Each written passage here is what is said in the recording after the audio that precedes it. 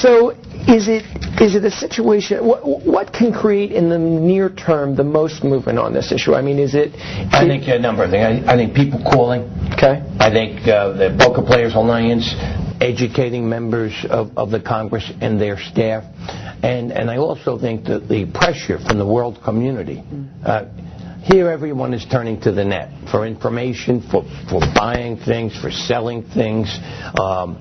And what are we doing? We're going to exclude foreign competition. And so the World Trade, the WTO, said, no, you can't do that. Right. You can't pick and choose the laws that you want to utilize. You're concerned about intellectual property rights. The United States for years were angry at people pirating our intellectual property. Here we are saying, oh, but you can't sell your products over the Internet.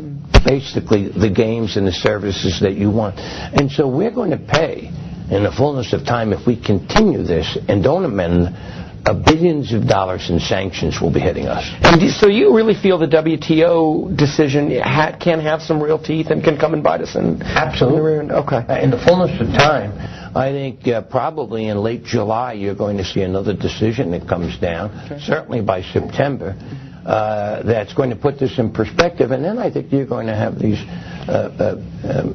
giants in the technology industry like Microsoft that could be impacted become very much involved in this. I see. And then you're going to see real serious movement. Then you're going to see serious movement. Right. One thing that I've been fascinated with, I wonder what you're hearing about this, what you're feeling about it. I assume you talk to these people all the time. What's the position of big gaming in all this? Like the MGM, Mirage, and Harris? They're somewhat ambivalent at this point. I think fear of the unknown, the uncertainty. But I also believe that you see some very progressive people, Harris, for example, which has really, through the World Tournament of Poker and its televising of the events, has captured it. It is one of the greatest viewerships in sports today. I think only the NFL football and NASCAR rank ahead of the viewership.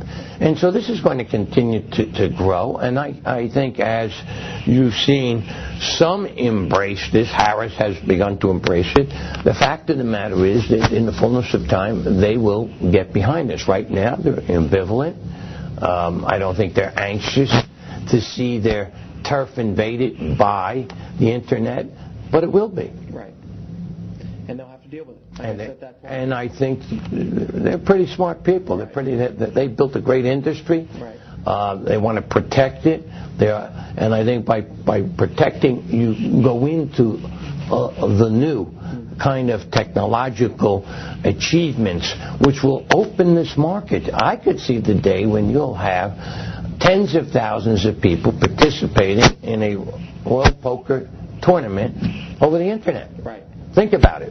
Why should it just be, 6,100 plus played in the championship, the World Series here. I think you'll have 60,000 someday worldwide competing, and they'll be using that net. Right. Well, it sounds good to us.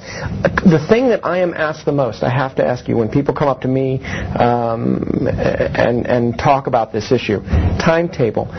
You talked about it being in the embryonic stages. Is there any timetable at all, no matter how premature, for any movement on this issue, be it in one direction or another? I predict sometime between now and September, before September, or the month of September ends, we'll have a markup, and of one or more of the bills, and I think that will be a very, very important thing, because if that committee, the banking committee, or the financial services committee, as they call it, moves a bill forward, the momentum will begin to pick up more and more. And we'll go from the 25-plus co-sponsors that we have to over 50 then. Okay. And then you're getting real momentum. Okay. Two final questions. Number one, you have a lot of experience in the lobbying process, a process that's a mystery, frankly, to lay people like myself. It's a mystery to me. For good reason, maybe, right? What can the poker industry do? I'm not talking about the people. We'll get to that in a second. What can the people in the poker industry do to enact real change? Even everything from the Party Pokers of the world and the Harris of the world to the PokerNews.com and whatever. Well, let me say this. They have to work together. If we work together in a concerted way, in terms of carrying the message, in terms of educating, the millions of poker players who've been cut off as to what they can do. And that's what we're trying to do, reach out to them, tell them, join the PPA, let your congressman know.